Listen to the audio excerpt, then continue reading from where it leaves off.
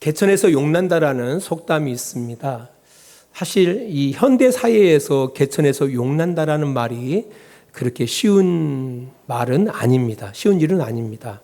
오직 했으면 뭐 금수저, 은수저, 동수저, 그다음에 흙수저 이런 이야기가 나오겠습니까?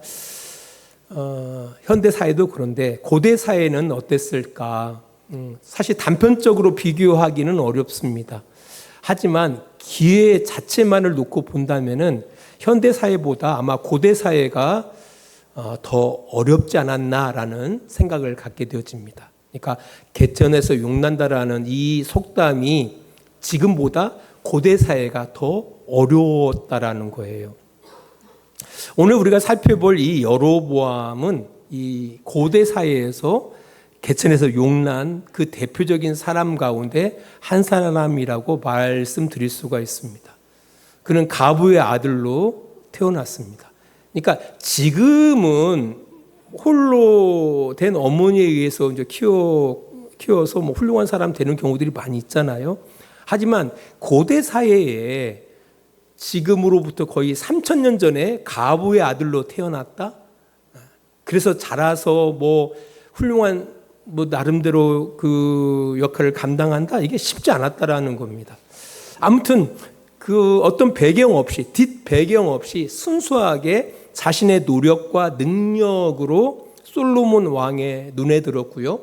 요셉 지파, 에브라임과 므낫세 지파의 부역을 총감독하는 자리에 올라갑니다. 요즘 시대로 이렇게 생각해 보면은 아마 도지사 정도 될 겁니다. 아무튼 그 척박한 환경을 극복해서 성공한 사람이 된 거예요.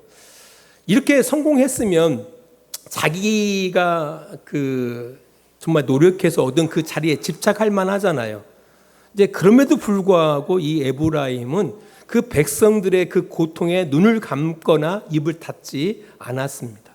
그는 솔로몬 왕이 백성들에게 지운 그 힘겨운 부역과 또한 과도한 세금, 게다가 북쪽 이스라엘 지파에 대한 차별적 정책에 반기를 듭니다. 그래서 솔로몬 마음에 솔로몬의 미움을 받게 됩니다. 미움을 받게 돼요. 누구로부터? 왕으로부터. 이제 그 즈음에 이 여로보암은 선지자 아이야를 만나 여호와 하나님의 신탁을 받게 되어집니다. 그러니까 하나님께서 이 여로보암에게 이렇게 신탁을 주시는데 그 신탁의 내용은 두 가지 내용입니다. 하나는 솔로몬이 다스리는 통일 이스라엘은 그 자녀의 시대에 분열될 거다. 그리고 그 분열된 이스라엘의 10지파의 왕으로 너를 택겠다라는 신탁이었습니다. 그러니까 택한 이유가 있어요. 하나님께서 아무나 택하는 게 아닙니다. 우리가 생각할 때는 아무나 생각하는데 사실 그 겸손의 서치고요. 실제로 보면은 그런 될 만한 사람을 하나님이 택해서 그 일을 맡겨주시는 겁니다. 두 번째로는요, 다윗처럼 네가 하나님의 명령을 따르고 율례와 법도를 지키면은 네 왕조를 견고하게 세워주겠다라는 그 약속을 얻게 되어집니다. 이 신탁을 받은 이후에 그렇다고 해서 여로보암이 바로 왕이 되어지는 게 아닙니다. 솔로몬의 더 큰 미움을 받아서 그는 살기 위해서 이집트로 망명합니다.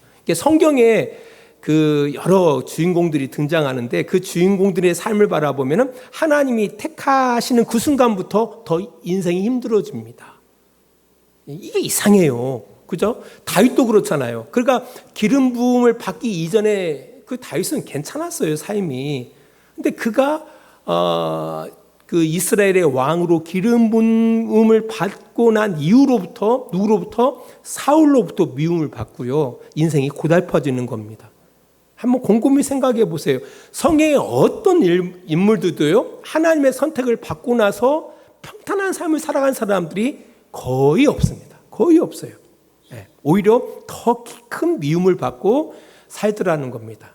다 이유가 있어요. 혹시 여러분들이 나 하나님을 믿는데 왜 내 인생이 이렇게 고달프냐라고 생각하실 수 있거든요. 걱정하지 마세요. 걱정하지 마요. 다 하나님이 택하셨기 때문에 더 힘든 겁니다. 어떤 하나님의 계획이 있기 때문에 우리가 힘들게 우리에게 주어진 인생을 살고 있는 겁니다. 아무튼 그렇게 이집트로 망명했던 이 여로보암은 솔로몬이 죽은 이후에 북쪽 이스라엘 사람들이 그를 부릅니다. 그리고 북쪽 이스라엘 사람들의 고통을 대변하는 대변자가 되어집니다. 이제 그러다가 우여곡절 끝에 이스라엘 10지파를 다스리는 왕이 되어집니다. 우리 열왕기상 12장 20절 말씀입니다. 온 이스라엘이 여로보암이 돌아왔다함을 듣고 사람을 보내 그를 공회로 청하여 온 이스라엘의 왕으로 삼았으니 유다 지파 외에는 다윗의 집을 따르는 자가 없느니라. 그렇게 이제 이스라엘 왕, 초대 왕이 되어져서 22년간을 다스립니다. 근데 그의 결말은 너무 안타까웠어요. 그가 죽고 난 다음에 그의 아들 바아사가 왕권을 이어받았지만 2년 만에 그의 신하 바아사에 의해서 죽임을 당하고요. 온 집안이 다 멸절을 당합니다. 우리 열왕기상 15장 29절입니다. 왕이 될 때에 여로보암의 온 집을 쳐서 생명 있는 자를 한 사람도 남기지 아니하고 다 멸하였는데 여호와께서 그의 종 실로 사람 아히야를 통하여 하신 말씀과 같이 되었으니. 제가 설교를 준비하면서 여로보암에 대해서 연구해 보니까요, 이 참 훌륭한 사람이에요. 보통 생각할 때는 여로보암 하면은 그냥 허접한 사람이라고 생각할 수가 있는데요, 전혀 그렇지가 않습니다. 이 사람 대통령이 된 사람이에요. 속된 말로 그냥 된 게 아니거든요. 아무튼 분열된 이스라엘을 하나로 묶고요, 그리고 그들을 나름대로 그 국가의 어떤 기틀을 공고하게 이렇게 세웠던 왕이 바로 여로보암 왕입니다. 이게 준비된 사람이에요. 이게 전치 군사적인 차원에서 바라보면은요, 이게 충분히 이스라엘 백성들로부터 존경받을 만한 사람이었다라는 겁니다. 이제 그럼에도 불구하고 열왕기의 이야기를 바라보면은 여로보암 왕에 대해서 이렇게 평가하죠. 북이스라엘의 멸망을 초래한 왕이라고 평가합니다. 이스라엘의 멸망을 초래했던 왕이다라고 평가를 해요. 그러니까 정치 군사적인 차원에서는 이스라엘 백성들로부터 존경받을 만한 왕이에요. 하지만 성경의 평가, 성경은 신앙인의 책이거든요. 신앙인의 평가로 바라보면은 북이스라엘의 멸망을 초래했던 왕이라고 평가한다라는 겁니다. 두 가지 여로보암의 죄에 대해서 성경은 언급하고 있거든요. 첫 번째는 금송아지를 만들어 하나는 단에 하나는 베델에 두어 그것을 금송아지를 여호와 하나님으로 애곡시켜서 섬기게 한 죄입니다. 또 한 가지는 그것을 섬기도록 일반인들로 제사장을 삼고 임의대로 절기를 만들어서 이스라엘 백성들에게 애곡된 신앙을 전수한 죄입니다. 이것을 이제 열왕기상 14장 16절은 이렇게 이야기하고 있어요. 여호와께서 여로보암의 죄로 말미암아 이스라엘을 버리시리니 이는 그도 범죄하고 이스라엘로 범죄하게 하였습니다 하니라라고 기록하고 있습니다. 자기도 범죄하고 이스라엘 백성들도 범죄하게 했다라는 겁니다. 이게 가장 큰 죄예요. 이것 때문에 이스라엘이 멸망당하는 겁니다. 아무튼 여로보암 이후에 즉위한 이스라엘의 18명의 왕들이 있습니다. 그 모든 왕들도 이 일에 자유롭지 못했습니다. 이 일이, 그러니까 금송아지를 하나님으로 섬겼던 이 일이 북이스라엘이 멸망할 때까지 계속 이루어집니다. 앞에서 말씀드렸던 것처럼 여로보암의 인품, 또 정치 군사적인 그런 그 리더십으로 보면은 참 훌륭한 사람입니다. 이뿐입니까? 그는 왕이 되기 이전 하나님으로부터 특별한 신탁을 받은 사람이에요. 그잖아요. 신탁. 이스라엘의 왕으로 하나님이 너를 선택했다라는 신탁을 받은 사람입니다. 이게 체험이 있는 사람이에요. 이뿐 아닙니다. 그 이후에 그 신탁이 이루어지는 광경을 두 눈으로 목격한 사람입니다. 그러니까 왕이 될 수 없는 자신, 가부의 아들이 이스라엘 10지파를 다스리는 왕이 되어져요. 이것을 그가 직접 경험한 사람이에요. 그러니까 간증이 아주 많은 사람이었다라는 겁니다. 이 이후에도 성경을 바라보면은 하나님의 기적적인 역사를 이 여로보암은 많이 경험했다라는 겁니다. 근데 문제는 뭐냐면은 이것을 좋은 열매로, 신앙의 열매로 만들지를 못했다라는 겁니다. 결국 자신도 범죄하고 이스라엘 백성들도 범죄함으로 말미암아 자기 가문도 멸절당하고 이스라엘도 아수르에 의하여 멸망당하는 일에 주범이 되어졌다라는 겁니다. 근데 이제 문제는 뭐냐면은요, 사실 이제 여로보암의 그 모습을 바라보면서 사실 우리는 여로보암보다 훨씬 연약한 가운데 있거든요. 그잖아요. 뭐 자질로나 우리의 주어진 능력이나 또 하나님과의 어떤 그런 경험이나 이런 걸 바라볼 때 비교도 안 돼요. 여로보암하고 우리는요. 이제 그렇기 때문에 사실 여로보암의 실패를 바라볼 때 우리는요 더 실패할 가능성이 더 많다라는 거예요. 이제 그런 차원에서 한번 우리가 여로보암을 통해서 뭔가 교훈을 얻기를 원하는 거죠. 도대체 여로보암에게 무슨 일이 있었길래 그의 인품과 그의 실력에도 불구하고 그가 하나님을 버리고 우상을 만들고 우상 숭배를 하고 또한 이스라엘 백성들을 그 길로 가게 했을까? 그 부분을 한번 살펴보기를 원합니다. 사실 그와 그의 가문 그리고 북이스라엘의 결말은 너무 처참했지만요, 그의 시작은 생각 밖으로 너무 단순한 일로부터 시작되어집니다. 우리 열왕기상 12장 25절입니다. 같이 읽습니다. 여로보암이 에브라임 산지에 세겜을 건축하고 거기서 살며 또 거기서 나가서 분우엘을 건축하고. 여로보암은 분열된 이스라엘의 왕으로 세워진 이후에 새로운 나라를 이제 세워 나가는 데 있어서 그런 역사적인 어떤 전통성을 생각하고 그 수도를 건축하는 겁니다. 이게 세겜을 건축했다라는 것은 이스라엘 열지파를 이렇게 하나로 뭉칠 수 있는 수도를 건축한 거예요. 수도 서울을 이렇게 건축한 거예요. 꼭 북한이 평양에다가 수도를 세운 것처럼. 근데 아무데나 이렇게 수도를 세운 게 아니에요. 나름대로 역사적인 정통성이 있는 곳에, 그러니까 이스라엘 열지파를 하나로 이렇게 묶을 수 있는 곳에 수도를 세운 겁니다. 누가요? 이 여로보암이.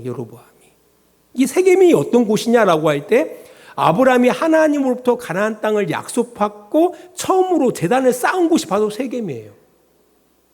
아브라함이 누굽니까? 이스라엘의 시조 아닙니까? 그러니까 이스라엘의 시조 아브라함이 하나님의 약속을 받고 처음으로 약속된 땅을 얻고 처음으로 제단을 쌓은 곳이 바로 세겜이에요. 우리 창세기 12장 6절로 7절입니다. 아브라함이 그 땅을 지나 세겜 땅 모래 상수리 나무에 이르니 그때에 가나안 사람이 그 땅에 거주하였더라. 여호와께서 아브라함에게 나타나 이르시되 내가 이 땅을 네 자손에게 주려 하신지라. 자기에게 나타나신 여호와께 그가 그곳에서 제단을 쌓고. 이게 처음 예배했던 곳이 세겜 땅입니다. 그리고 모래 상수리 나무 하니까 뭐가 기록되어집니까? 묘지가 기록되잖아요. 묘지. 그러니까 아브라함뿐 아니라 사라 다 그 묘지에 장사되거든요. 그러니까 아브라함이 이 가나안 땅에서 나그네처럼 살아가고 있었지만 유일하게 자기 명의로 소유한 땅이 모래 상수리 나무 그 땅이거든요. 그러니까 이런 역사적인 전통이 있는 곳을 수도로 삼은 겁니다. 그리고 야곱도 마찬가지예요. 야곱이 삼촌의 집에서 돌아와서 가나안 땅에 정착하고 처음으로 땅을 사고 제단을 쌓은 곳도 바로 세겜 땅입니다. 세겜 땅. 세겜 땅에서 하나님 앞에 예배를 드렸다라는 겁니다. 이뿐 아닙니다. 모세가 이스라엘 백성들에게 그리심산과 에벨산에서 축복과 저주를 선포하게 하셨거든요. 그렇게 명령하신 그 곳이 바로 세겜 땅이에요. 세겜 땅. 그리고 애굽에서 죽은 요셉이 그의 고향 땅에서 장사되잖아요. 그 장사된 곳이 바로 세겜. 아까 말씀드렸던 모래 상수리 나무가 있는 그 땅에 장사됐다라는 겁니다. 이게 이 세겜은 이스라엘 백성들에게 있어서 단순한 지명이 아니에요. 하나님의 약속이 시작되어지고 민족의 언약이 갱신되고 그리고 믿음의 조상들의 발자취가 깊이 새겨진 그 땅을 그의 수도로 그 이스라엘 열지파의 수도로 그가 삼았다라는 거예요. 이제 어떻게 바라보면요 다윗보다 더 괜찮은 왕이 여로보암이에요. 다윗은 그런 생각을 하지 않았거든요. 아니, 생각이 있었죠. 의미가 있는 땅이니까 그 땅도 예루살렘도. 이뿐 아닙니다. 여로보암은 분우엘을 건축했다고 성경 이야기하고 있습니다. 이 분우엘은 요단강 동편에 위치한, 그러니까 그 이방 민족들로부터 엄청난 전략적으로 많은 유기의 가운데 있었던 그런 요충지예요. 전략적인 요충지. 그 요충지에 큰 성을 쌓았다라는 겁니다. 그러니까 요단강을 건너오는 적의 침입을 막는데 말 그대로 중요한 자리에 그 성을 쌓아서 그걸 막았다라는 얘기예요. 이게 종합해 보면은요, 여로보암은요 북이스라엘의 왕국의 안정을 위해 수도를 세겜에 세웠을 뿐만 아니라 외부의 유업으로부터 방어하기 위해서, 왕국을 보호하기 위해서 그 방어 시설을 분우엘에 건축했다라는, 이렇게 우리가 종합해 볼 수가 있다라는 겁니다. 얼마나 훌륭합니까? 이렇게 괜찮은 사람이에요. 그런데 이제 문제가 생기는 거예요. 어떤 문제가 생겼는지 보겠습니다. 아까 사소한이라고 이야기했어요. 열왕기상 12장 26절로 27절입니다. 그의 마음에 스스로 이르기를 나라가 이제 다윗의 집으로 돌아가리로다. 만일 이 백성이 예루살렘에 있는 여호와의 성전에 제사를 드리고자 하여 올라가면 이 백성의 마음이 유다 왕 된 그들의 주 르호보암에게로 돌아가서 나를 죽이고 유다의 왕 르호보암에게로 돌아가리로다 하고, 제가 이 말씀 보면서 생뚱맞게 갑자기 이렇게 등장하는 거예요. 참 훌륭하게 수도도 잘 세우고 또 막 전략적인 요충지에 선도 잘 세워가지고 군사적으로 안정하게 했어요. 부족한 게 하나도 없어요. 근데 갑자기 오늘 본문 26절을 바라보니까 그의 마음에 스스로 이르기를 하고 그 내용을 바라보면은요 참 웃기지도 않아요. 뜬금없이 이 나라가 이제 다윗의 집으로 돌아가리로다. 그가 스스로 그렇게 생각하는 거예요. 그리고 만일 일어난 일도 아닌데 만일 이 백성이 예루살렘에 있는 여호와의 성전에 제사 드리고자 하여 올라가면 이 백성의 마음이 유다 왕 된 그들의 주 르호보암에게로 돌아가서 나를 죽이고 유다의 왕 르호보암에게로 돌아가리로다. 이게 뭐예요? 쓸데기 없는 생각을 한 거예요. 쓸데기 없는. 갑자기 그런 생각이 들어간 거예요. 누구에게? 여로보암에게. 그 이야기는 뭡니까? 지금 여로보암이 병든 거예요. 어떤 병? 이상한 생각을 하게 되는 거예요. 이상한 생각. 이루어지지도 않는. 지금 이루어지지도 않고요. 앞으로 이루어지지도 않을 그런 가운데에서 가장 부정적인 생각을 하게 됐다라는 거예요. 다윗의 집으로 돌아갈 것이다. 이들이 그 당시에는 예배를 예루살렘에서만 드렸거든요. 예루살렘 성전에 가서 제사를 드리다가 거기에서 누구로부터?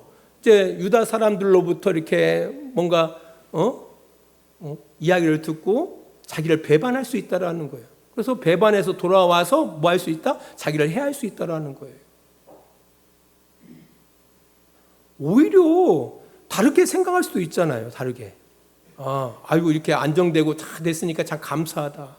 나같이 내가 가부의 아들로 태어나가지고 나름대로 이렇게 솔로몬 왕의 어떤 그 은총 가운데에서 뭐 도지사가 되고 도지사 된 가운데에서 막 이차 해가지고 이스라엘 왕이 되어지고 참 감사하다. 이렇게 생각할 수도 있거든요. 근데 그의 마음의 생각이 어떻게 해요? 이제 이 나라가 다윗의 집으로 돌아가리로다. 나는 망할 거야. 나는 망할 거야. 나는 망할 거야. 그리고 한다는 말이 뭡니까? 이스라엘 백성들이 예배하고 오면은 오히려 그 마음이 이상하게 돼가지고 나를 더 힘들게 할 거야. 이런 생각들. 예. 이런 생각들. 그러니까 전혀 말 그대로 자기에게 도움이 되어지지 않는 그 생각에 사로잡혔다라는 거예요. 앞에서 말씀드렸던 것처럼 쓸데기 없는 그런 생각, 불필요한 염려를 했더라는 거예요. 이걸 정신의학적으로 제가 한번 또 물어봤어요. AI에다가. 이걸 정신의학적으로 한번 지금 여로보암이 앓는 이 병이 뭐냐라고 쳐봤더니 불안장애 및 편집증적 사고라고 나오더라고요. 이 남의 일이 아니에요, 여러분들. 한번 잘 생각해보세요. 저도 그런다니까요. 쓸데없는 생각들을 많이 한다니까요. 이루어지지 않는 것들에 대해서 제가 불안이 많거든요. 그걸 불안장애, 편집증적 사고라고 한다는 거예요. 그러니까 자기가 한 일에 대해서 뭐 자신감, 스스로 칭찬하지 못하고 오히려 막 불안감, 불신감에서 비롯된다라는 거예요. 그러니까 실제 유업보다 가장된 유업으로 인식하고 그리고 타인의 어떤 의도들을 부정적으로 해석한다라는 거예요. 그 결과 어떻게 하죠?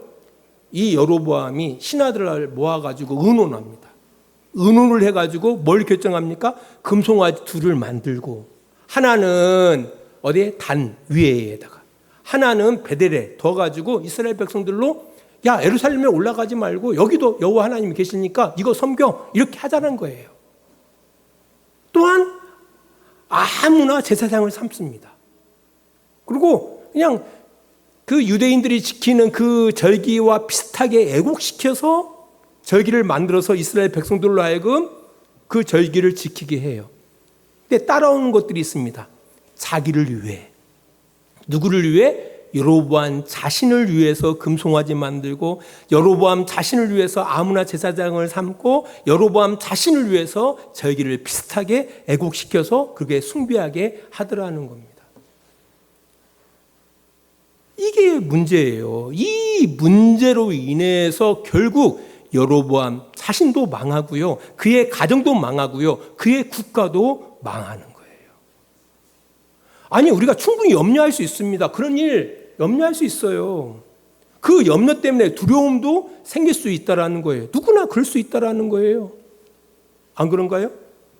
직장 잃어버릴 수도 있죠. 사업 망할 수도 있죠. 또 사람들한테 버림도 받을 수도 있습니다. 그런 일들이 우리가 생각지도 않는 일들이 많이 일어나거든요. 근데 문제는 뭐냐면은 적당히 생각을 해야 하는데 거기에 이제 집착을 하더라는 겁니다. 우리가 염려하는 것들이 다 일어나는 건 아니거든요. 염려한 것들이 다 일어나지 않습니다. 예전에 저희 형님이 애국에서 하도 비행기를 많이 타고 다니다 보니까 사업을 하다 보니까 그 비행기를 타면 막 그 마음속에 두려움이 있대요. 이 비행기가 추락하면 어떡하나. 그리고 이분이 한국에 나와가지고 한국에 살면서도 운전을 못했어요. 특별히 서해대교를 지나갈 때 서해대교가 무너질 것 같더래요. 그래서 그때에는 와이프가 운전을 했어요. 그리고 이분은 눈을 감고 더더더 떨면서 갔대요. 그 통과하는 과정을. 이게 공황장애라고 하더라고요. 이게요, 이 염려, 이 두려움이 과도하게 되어지면은요, 이 판단이 왜곡되어지는 겁니다. 그러다 보니까 문제를 일으켜요. 이 여로보암에게 있어서 이게 문제였다라는 겁니다. 그러나 사실 여로보암은요, 아이야 선자를 통해서 분명한 약속을 받은 자였습니다. 우리 열왕기상 11장 38절을 보겠습니다. 네가 만일 내가 명령한 모든 일에 순종하고 내 길로 행하며 내 눈에 합당한 일을 하며 내 종 다윗이 행한 같이 내 율례와 명령을 지키면 내가 너와 함께 있어 내가 다윗을 위하여 세운 것 같이 너를 위하여 견고한 집을 세우고 이스라엘을 내게 주리라 라고 약속을 받았어요. 아까 이야기했던 것처럼 그 신탁의 두 가지 가운데 이 약속을 받았거든요. 근데 이 약속에 대한 신뢰가 아예 없었던 겁니다. 하나님 보면 말씀하셨습니다. 내가 너를 버리지 않겠다. 다윗에게 행한 것처럼 네가 내 율례와 명령을 지키면 내가 너와 함께해서 다윗을 위하여 이 나라를 세운 것처럼 너를 위해서 이 나라를 견고하게 하겠다라고 하나님 약속하시고 있거든요. 근데 그 약속을 잃어버립니다. 왜 그럴까요? 왜? 너무 바쁘다 보니까. 그죠? 여러 가지 이유들이 있을 거예요. 너무 그 혼란된 이스라엘, 분열된 이스라엘을 추스리고 뭐 하는데 너무 바쁘게 살아가다 보니까 어떻게 보면은 그 하나님의 신탁이나 이런 부분들에 대해서 많이 이런 어떤 생각들이 기억에서 조금씩 멀어진 것 같아요. 그리고 너무 자기를 의존하다 보니까 자기 의존, 자기 생각과 자기 능력을 갖다 너무 의존하다 보니까 그런 일들. 왜냐하면은 뭐 자기의 여로보암 왕조가 계속 이어진다라는 게 자기 힘으로 되는 건 아니잖아요. 그죠? 이스라엘 백성들이 하나님 앞에 예배하고 이런 것들을 자기 마음대로 어떻게 해볼 수 있는 것이 아니잖아요. 이제 그러다 보니까 딴 생각을 하게 되어지는 거죠. 그러니까 내가 할 수 없는 것에 대한 이 부분에 대해서, 그죠? 그러니까 염려하고 두려워하는 건데, 이런 부분에서 뭔가 왜곡이 발생된 것 같아요. 사실 우리 현대인들에게도 여로보암이 가졌던 그런 그 염려와 두려움이 얼마든지 존재해요. 아까 말씀드렸던 것처럼. 이제 이런 차원에서 과연 우리가 이런 부분들을 어떻게 극복해 나갈 것인가? 우리가 그런 염려와 이 두려움으로 인해서 이게 우리를 갖다가 지배하다 보면은 우리가 아까 말씀드렸던 것처럼 우리의 선택이나 판단의 왜곡으로 가거든요. 이 문제를 해결하기 위해서 우리가 어떻게 할 것이냐. 그중에 한 가지만 말씀드리면은 오늘 여로보암의 가장 큰 문제가 바로 뭐예요? 분명히 하나님으로부터 신탁을 받았거든요. 하나님의 신탁을 받았어요. 그러면 그가 할 일은 바로 뭐예요? 다윗처럼 율례와 법도 가운데 최선을 다하면 되는 거거든요. 그 나머지 것은 자기의 영역이 아니에요. 그러니까 하나님에 대한 신뢰 부족이라는 거예요. 이제 이것은요, 비단 우리 성도들도 예외가 아니다라는 거예요. 우리 인생 가운데 또 그죠, 내가 할 수 없는 일 때문에 염려하고 두려워하는 거거든요. 그때 우리가 이걸 어떻게 극복해야 할 것이냐라고 할 때, 그것은 바로 하나님에 대한 신뢰가 중요하다라는 거예요. 우리 마태복음 6장 31절로 34절 말씀을 보도록 하겠습니다. 우리 같이 읽습니다. 그러므로 염려하여 이르기를 무엇을 먹을까 무엇을 마실까 무엇을 입을까 하지 말라. 이는 다 이방인들이 구하는 것이다. 너희 하나님 아버지께서 이 모든 것을 너희에게 있어야 할 줄을 아시느니라. 그런즉 너희는 먼저 그의 나라와 그의 의를 구하라. 그리하면 이 모든 것을 너희에게 더하시리라. 그러므로 내일을 위하여 염려하지 말라. 내일은 내일이 염려할 것이요 한날의 괴로움은 그날의 족하니라 라고 이야기하고 있습니다. 그 미래의 일들은 누구의 영역이 아니에요. 내가 감당할 수 있는 영역의 일들이 아닙니다. 그렇다고 해가지고 고민하지 말라는 얘기예요. 고민하지 말라는 이야기는 아닙니다. 내가 할 일은 해야죠. 여로보암처럼 자기가 왕으로서 말 그대로 수도를 어떻게 정할 것이냐, 아니면은 전략적 요충지를 어디에 둘 것이냐, 이것은 왕으로서 마땅히 할 일이에요. 그에게 주어진 자질과 능력을 가지고 할 일이에요. 지혜를 가지고. 하지만 미래에 대한 이 부분들, 그것은 여로보암의 영역이 아니에요. 단지 자기가 주어진 현실 가운데 왕으로서 하나님의 율법대로 왕의 그런 그 왕의 역할을 잘 감당하면 된다라는 거예요. 이스라엘 백성들을 잘 섬기면 되는 거거든요. 충실하게 섬기면 되는 거거든요. 그 이야기를 하고 있다라는 거예요. 우리도 마찬가지죠. 우리가 가진 어떤 시간, 우리에게 주어진 시간, 우리에게 허락되어진 어떤 재능, 이런 걸 가지고 우리가 마땅히 고민하고 해야 할 것들은 해야 돼요. 열심히 공부도 하고 이것도 우리가 할 일이에요. 하지만 미래에 대하여 내가 할 수 없는 그 영역에 대해서 미리 염려하고 그로 인하여 두려워하는 것은 오히려 뭐에서? 신앙에서 우리를 벗어나게 할 뿐만 아니라 우리의 인생을 좀먹게 만들고, 나뿐 아니라 나의 주변 사람들을, 아니면 내가 섬기는 그 공동체까지도 뭐하게 할 수 있다라는 거예요. 해롭게 할 수 있다라는 거예요. 그러니까 하나님을 신뢰하는 것이 중요하다라는 거예요. 그 영역은 우리의 영역이 아니에요.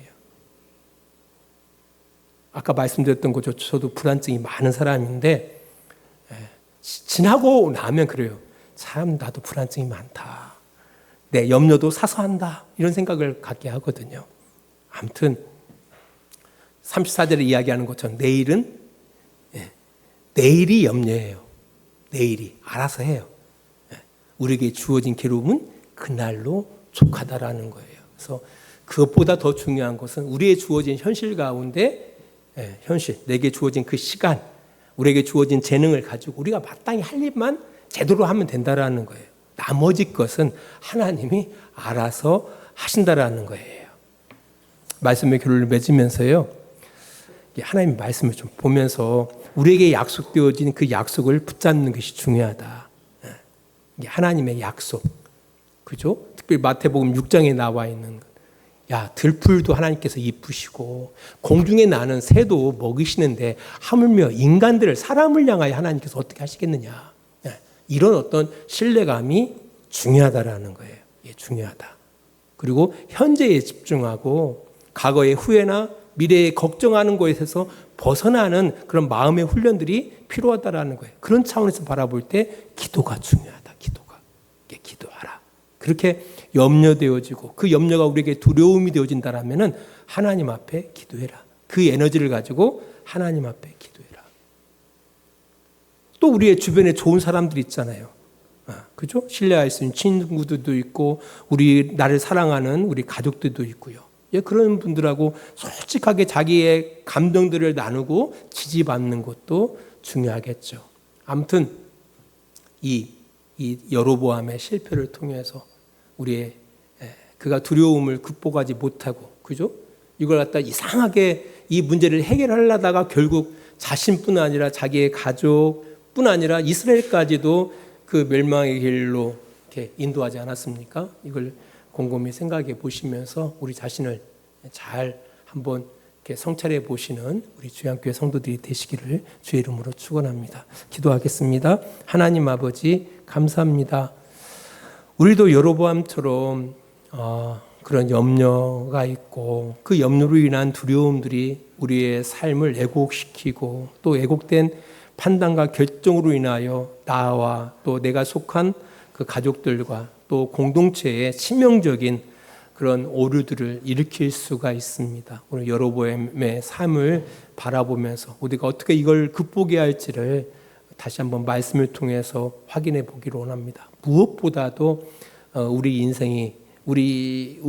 인생의 주관자가 하나님 되심을 기억하게 하시고 하나님이 우리를 향하여 약속하신 그 말씀을 우리가 기억하고 말씀을 신뢰하는 삶을 살아가기를 원합니다. 뿐 아니라 또 지금 이 시대에는 참으로 또 하나님이 주신 재능을 따라서 병원도 많이 있고 또 하나님께서 순간순간마다 돕는 이들을 많이 하나님께서 허락해 놓으셨습니다. 그래서 이런 문제와 그런 고민들을 혼자 괴로워하지 말고 내 가까운 친구 또 가족 또 함께하는 그 공동체와 함께 깊은 교제를 나눔을 통해서 또 해결받는 그런 지혜도 우리들에게 허락하여 주시옵소서. 그래서 우리가 건강해지고 우리 공동체도 건강해지고 또 우리가 속하여 있는 우리가 섬기는 그 모든 영역 속에서 우리가 건강한 모습으로 우리가 섬기는 그 곳도 건강케 하는 그런 복된 신앙의 길을 걸어가는 복된 우리 주양교회 성도들이 다 될 수 있도록 주님 도우시고 인도하여 주시옵소서. 예수님 거룩하신 이름으로 기도합니다. 아멘. 이제는 우리를 사랑하시는 우리 아버지 하나님의 그 크신 사랑하심과 예수 그리스도의 은혜와 또 우리 안에 내주하시고 인도해 주시는 성령님의 역사하심이 오늘도 시간을 구별해 하나님 앞에 예배하고 하나님의 뜻 안에 우리의 삶을 살아가기를 원하는 귀한 성도들의 머리 위에와 그들의 가정과 직장과 사업장 위에 하나님의 놀라우신 사랑이 늘 함께해 주시기를 간절히 축원하옵나이다. 아멘.